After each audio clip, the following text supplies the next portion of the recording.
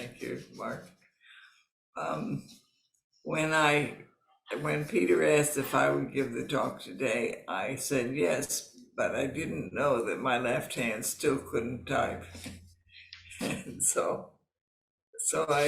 my sister was gonna help me get it done, but it was too hard from two long distance areas. So we never did, and I mostly made a smattering of what I intended to talk about with a bunch of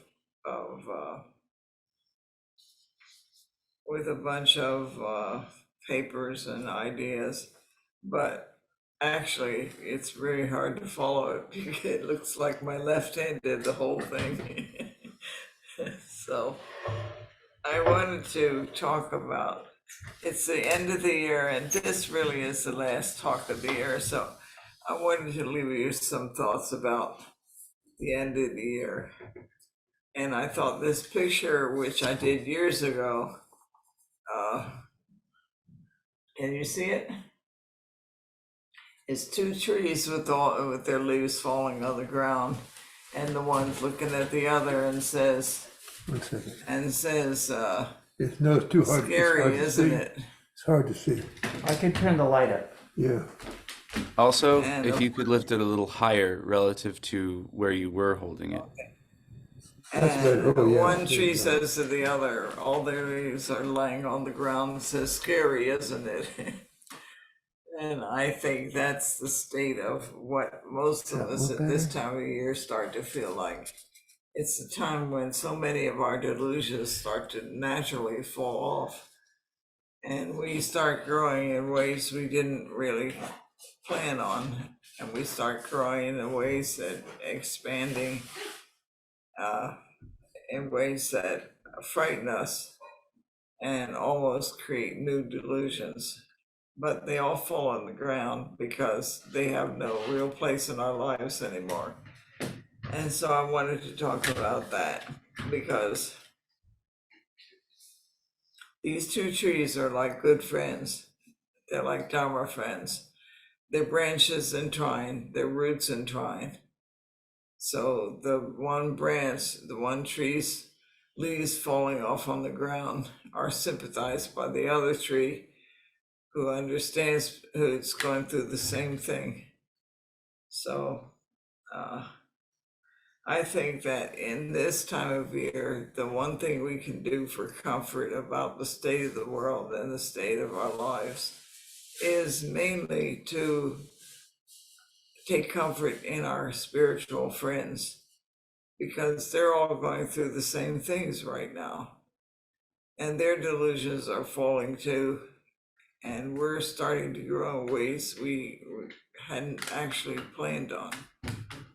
So we can get together, we can laugh about our shared delusions. We can take comfort that each of us grows through these delusions, even before they start to fall off. And we can say to our friends, don't worry, no matter what happens, you can count on me. I'll be here to help you pick up your delusions, and we'll use them in your garden. We'll mulch your plants, and we'll spread the rest for fertilizer. So none of your delusions will really be wasted. So that's where we're at.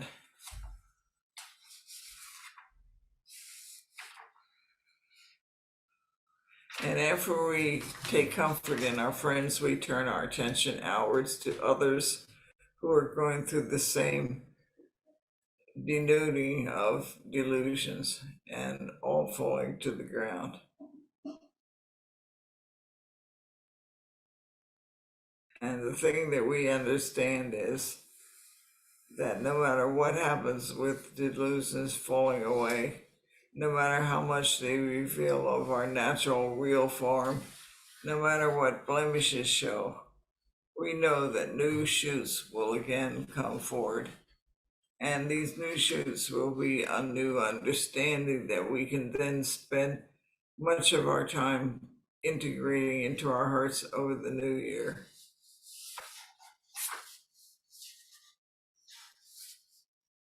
So it takes so long for me to figure out where I am in these notes.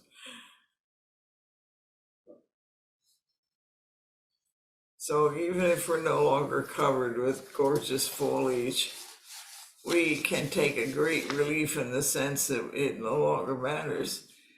Our whole farm, our branches will show clearly, and that's a kind of relief for us because we don't have to explain ourselves anymore. That is a wonderful relief.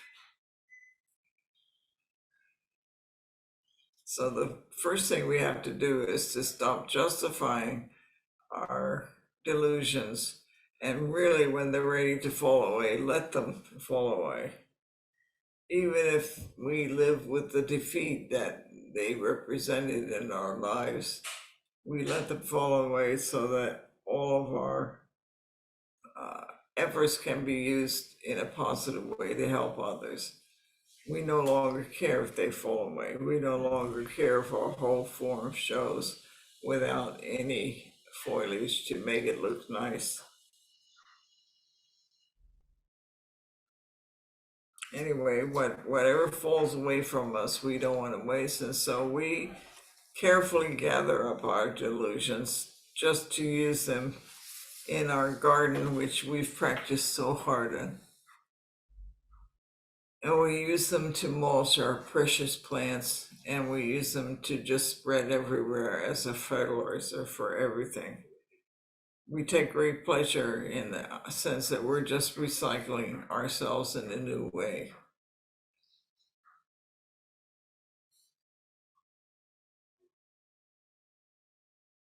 And then the way we help others at this point is everyone is dropping their delusions at this time. Everyone has been through the darkest part of the year, and everyone is ready to use what drops away from them. And so we help them gather up their delusions and use them in some way that they can appreciate.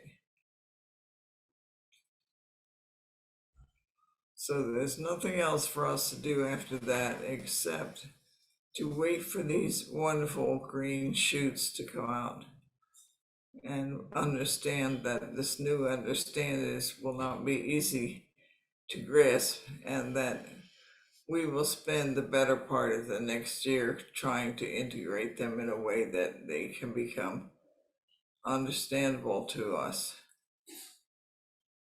And so we will finally spend our next year putting these new shoots of understanding in our hearts in order to use them wisely.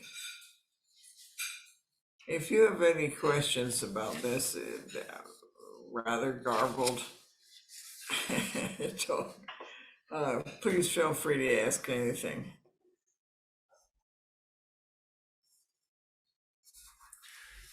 Could you hand me the picture you drew, Jane? Yeah. I'm going to put And that this on. was done in 1988 and 1988. Okay.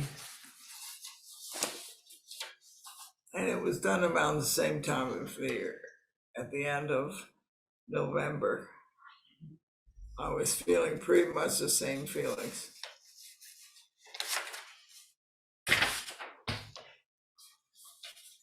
This is one of your cartoons, isn't it, Jane? Yes, it is. I see the trees talking here. A little scary, isn't it? Yeah, the tree is nervous as all those leaves fall to the ground. Yes, and then on the other side, you have some other things here too. Can I show those? You can, I don't know if they'll understand them. There's one right here. What is the can? It's a can of tomato juice and a can of apple juice, and they're looking at an apple.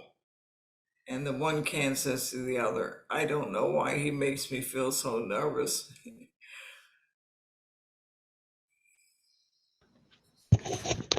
Jane, Yes, Jane. Oh, yes, um, yes. And Hekmat had a question for you. He wanted you to explain delusion. delusion is when you believe a fact to be true, even when it has no basis in truth. Thank you. It's all the ideas we have about ourselves and about the world and our place in the world and our usefulness in the world and our necessity and our specialness or not specialness. Whether we have any proof of it or not, we believe it. Those are delusions. If anyone would like to add to that, please feel free to do that. Mark? Okay. I remember chanting at some point, delusions are inexhaustible. And I vow to end them. Yeah. How is that possible? Well, look at it as no matter how fast you look at a delusion and realize that it's not true, even though you want to believe it, you may get rid of it, but as fast as you get rid of it, another one springs up. There's no end to our capacity to want to believe something, whether it has no basis in truth or not. But even so, even knowing that they will continue to come up forever, we still make an effort to master them so that we aren't inundated by them 100%. So we can still feel that we are doing something with our life, because at some point they will fall away anyway, because the truth or the untruth of them will become so apparent at some point in our lives that they will fall off anyway. Phil? What? Thank you, Jane. I had a thank you. Thank you, Chris. Thank you, Jane. I had a question for you, Jane. A couple things. One was when our bare branches show it's a means to relief. Did you mean that Yes. RELIEF or RE-LEAF? IEF. Okay. That could Secondly, be. I was struck by the delusions as fertilizer metaphor. Can you give us some examples from your own life as to how you use delusions as fertilizer? Well, I think what happens is when you really, really see the wastefulness of believing something that isn't true, you can either just pretend it didn't happen, or you can use it as a means to grow, a means to mature a little more. You can use it as a means to make your understanding of others better. So whatever the thing is, you can use it in any way that has the effect of creating something better. So if you say believe that you are something, the most intelligent person in math that's ever existed, and then you find out you don't know anything. It can destroy you, or it can make you humble and more modest about yourself, and then look at others more honestly. Or you can just sweep it under the rug and pretend you never felt that way. So if you use it as fertilizer, you use it as means to grow. Stop. If somebody has their mute off, could you? Oh, sorry.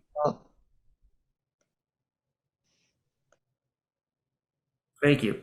Okay, Anyway, Jane. that's what I mean, Phil, is that we use it to grow on. We use it, you can use the understanding of the untruth of it to increase your a more humble attitude toward the world. So you don't stop thinking of yourself as I, capital I, in the center, and everything is supporting you in some way. But you find out you're just one among many, working your way through like everybody. And you can use that both to give a more realistic attitude about yourself and about others, I think is what I mean. Does Thank that you. make sense? Yes, it does. Thank you very much. Michael? First of all, Jane, it makes me so happy to hear you give a Dharma talk again. It's great to hear you. Phil pretty much asked my question, but I get the impression, what I understand from your talk is even delusions are useful for us to understand the Dharma, even if it's just as fertilizer to fertilize a What if tree. you're a person that has so many delusions that, let's just say, all the fertilizer builds up around you? Because I seem to find myself stepping and walking in fertilizer everywhere I go. Mark, I don't think Michael was done Are there any asking his question and getting a hacks response from Jane. that we could use just to Okay. break out of that mindset? Sure, you can just not have so many delusions. For example, the minute a delusion comes up in your mind especially if it's about yourself, you can just look at it, stare it down, and let that leaf fall off right from the start. But I think you can't have too much fertilizer, frankly, or too much mulch, because no matter what you put in the ground, it will produce something wonderful. And no matter how much you pile up, the piling up will just make more wonderful plants, more wonderful shoots, and every shoot is a new understanding about reality. And that is the most incredible state for anyone. And at this time of year, it's a good way to look at the world, is that you have so much to understand. The world is full of fertilizer right now, everywhere. And, I and like there's so this. much stuff going on, there's no way that, anyway, there's just so much of it, but just look around, because there'll also be lots of new shoots for understanding as well. Chris, when you said so a while ago, what was your question there? All I was saying earlier was I called on Phil and then I called on Michael because they had their hands up. Oh, okay. That's it. Okay. We have time for one more question. Does anyone have a burning question?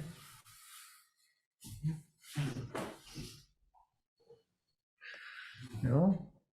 We're all happy with our fertilizer? Michael, did you get to finish? What? What was that, Joe? That's okay. Joel's got his hand up. Let him ask his question. Okay. Joel? It's wonderful to see you. Beautiful talk. I wonder if you can talk more. You mentioned the delusions having fallen off and become mulch, helping others, and that somehow through your delusions you can help others. And I wondered if you can expand on that. You brought up. I think your delusions are usually about yourself and the world in relation to you, but I think when you have a delusion and you don't want to be stuck in it, because a delusion will always kind of limit you a lot, and it will stop your flow of activity, particularly a creative activity. So the best thing is to look at it firmly and put it aside. And if you can do that for yourself, you can help others with that too, because everybody's trying to find their way through the delusions like you are. Everyone is struggling with them. So the way we can do it is to just be patient around people, give them the space to struggle with it without making waves for them. Just take care of people when their leaves are falling. and enjoy the world through their eyes, if you can, at that point. Thank you so much. That's Great. Yeah, thank you. what was that? This is all click. Can I say one thing? Sure. When I first started practicing, the first thing I saw was how delusional my thoughts were.